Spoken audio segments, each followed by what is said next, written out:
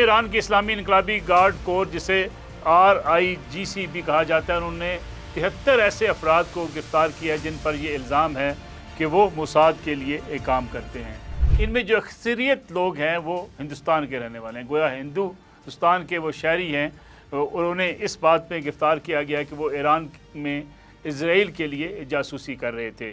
جب سے ایران پر حملہ ہوا اس وقت سے یہ باتیں کہی جا رہی تھی کہ آخر کیا وجہ ہے کہ ایران کے اندر ایگزیکٹ ٹارگٹ کر کے فوجی افسران کو، سائنسدانوں کو نشانہ بنایا گیا اور یہ ٹارگٹ اچیو بھی کر لیے گئے۔ گراؤنڈ سے جب تک مکمل معلومات فراہم نہ ہو، جاسوسی کا نیٹ ورک نہ ہو، اس وقت تک شاید اتنا ٹارگٹ جو ہے 100% اچیو کرنا ناممکن ہوتا ہے۔ لیکن اب اسلامی انقلابی گارڈ کور نے جو افراد پکڑے ہیں اس میں سے جو انڈینز ہیں ان کے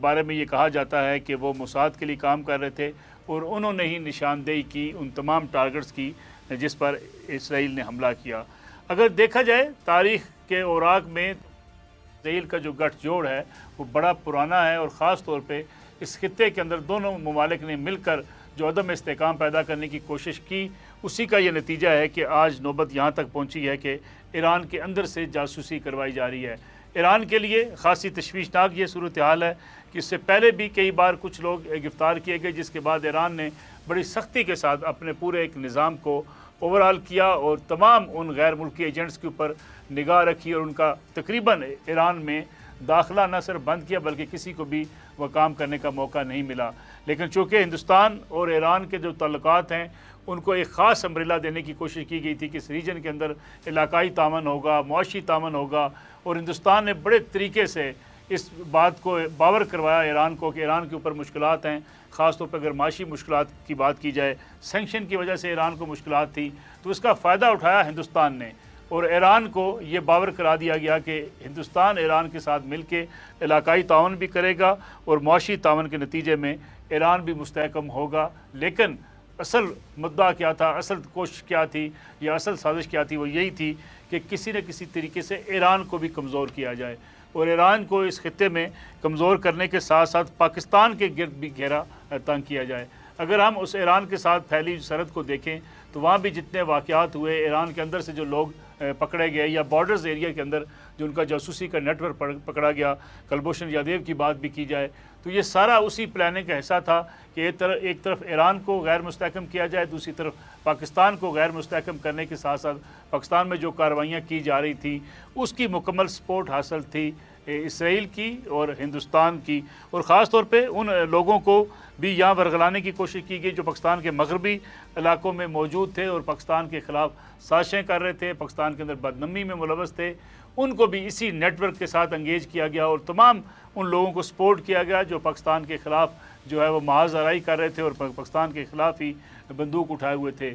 BLA کی بات کی جائے یا بلوچستان کے اندر علیحدگی پسندوں کی بات کی جائے، ہمیشہ سے ہندوستان ان کی سپورٹ کرتا رہا، اور یہ سارا نیٹ ورک اسرائیل کے ساتھ مل کر چلایا جا رہا تھا۔ اس لیے ایران کے لیے بھی ایک بڑی تشویش کا مقام ہے، اور خاص طور پہ اگر ہم عالمی برادری کی بات کریں تو عالمی برادری کو بھی اب آنکھیں کھولنی ہوں گی، اس بات کا جائزہ لینا ہوگا کہ جو اسرائیل کے جنگی عزائم تھے اس ریجن کے حوالے سے، اس خطے کے حوالے سے جو گریٹر اسرائیل کی بات کی جاتی تھی، اس کو جو ہے وہ پروان چڑھانے کے لیے ہندوستان کس قدر جو ہے اس میدان میں اترا ہوا تھا، اس کس حد تک ساتھ دے رہا تھا۔ ہندوستان نے اس ساری صورتحال کو استعمال بھی کیا، ایران کے تعلقات کو بھی استعمال کیا، اور ایران کے اندر جو اس کی موجودگی تھی، ہندوستان کی بڑھتے ہوئے جو تعلقات تھے ہندوستان اور ایران کے مابین، اس کے نتیجے میں ٹارگٹ یہی تھا کہ اس پورے ریجن کو بدامنی کی طرف دھکیلا جائے۔ اب ایران کے اس حملے کے بعد جو ہے ایران کو کم از کم اس بات پہ مزید غور کرنا ہوگا کہ یہ نہ صرف علاقائی تعاون یا معاشی تعاون کی بات نہیں تھی، بلکہ اندر سے ہی اس کے اپنے وہ لوگ جو اس کے ساتھ تعاون کا ہاتھ بڑھا رہے تھے ایران کے خلاف برسر پیکار تھے اور ایران کو کمزور کرنے پر تلے ہوئے تھے۔ دوسری طرف اگر دیکھا جائے ایران کے اوپر حملے کے بعد سے جب ایران نے جوابی حملہ کیا، تل ابیب کے اندر اس وقت خاصی جو ہے وہ بے چینی پائی جاتی ہے، تل ابیب کے اندر تشویشناک صورتحال ہے، اور یہ اطلاعات بھی وہاں پہ آ رہی ہیں کہ کس طریقے سے وہاں کی لیڈرشپ جو ہے وہ اپنے بینکرز میں چلی گئی ہے، زیر زمین جو بینکرز انہوں نے اپنے محفوظ بینکرز بنائے ہوئے ہیں ان میں چلی گئی ہے، اور اپنے آپ کو محفوظ مقامات کی طرف منتقل کر رہی ہے، کیونکہ دفاعی تجزیہ کاروں کا یہ کہنا تھا کہ اگر تل ابیب کے اوپر اگر سیولین کا نقصان ہوا تو وہاں خاصی اس حوالے سے جو ہے وہ پینک پایا جاتا ہے، اور بڑی جو اس وقت اسرائیل کی حکومت ہے اور عوام اس بارے میں بڑے جو ہے واضح طور پہ یہ سوچ رکھتے ہیں کہ اگر کوئی کیجولٹیز سویلین کی زیادہ ہوتی ہیں تو وہاں کی حکومت اس بات کو برداشت نہیں کر پائے گی اور یہ جنگ کے اندر ایک نیا موڑ بھی آ سکتا ہے۔ دوسری طرف ایران نے جو میزائل جو ہے وہ اس کے اوپر برسائے تل ابیب کے اوپر، اس کے بعد سے یہ اعلان کیا گیا اسرائیل کی طرف سے کہ وہ جنگ بندی نہیں کرے گا بلکہ اس جنگ کو جاری رکھے گا اور مزید حملے کرے گا، جس کے جواب میں ایران نے بھی اب مکمل تیاری کی ہوئی ہے اور حملے مزید ایران کی طرف سے بھی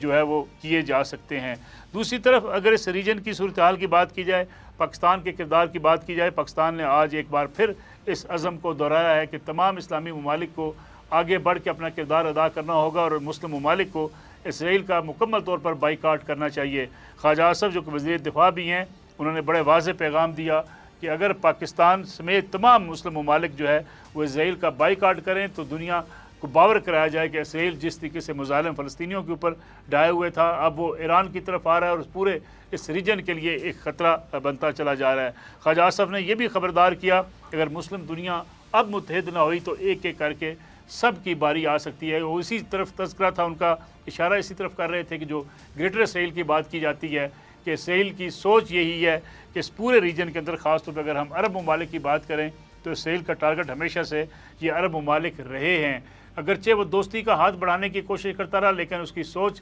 یہی رہی ہے کہ پہلے ایران کو تنہا کیا جائے پھر دیگر ممالک کو ٹارگٹ کر کے ان کو نشانہ بنایا جائے۔ تو اس لیے اب اس بات کا وقت آ گیا ہے کہ یو این کے اندر بھی مسلم ممالک اس بات کا اعلان کر دیں کہ اگر اسرائیل کے اس بڑھتے ہوئے عزائم کو نہ روکا گیا تو مسلم ممالک جو ہے وہ یو این کے ساتھ نہیں رہیں گے اور یو این کے اندر اگر ان کی بات نہیں سنی جاتی تو پھر یو این مکمل طور پر غیر فعال ہو کر رہ جائے گی۔ کافی ٹینشن کی کیفیت ہے اس وقت ایران اور اسرائیل کے مابین۔ اگلے چند دنوں میں مزید حالات بگڑتے ہوئے دکھائی دیتے ہیں لیکن کچھ اندازے یہ بھی لگائے جا رہے ہیں کہ اگر اس بار عالمی طاقتیں انوالو نہ ہوئی تو اس خطے کے اندر کوئی بڑا نقصان بھی ہو سکتا ہے۔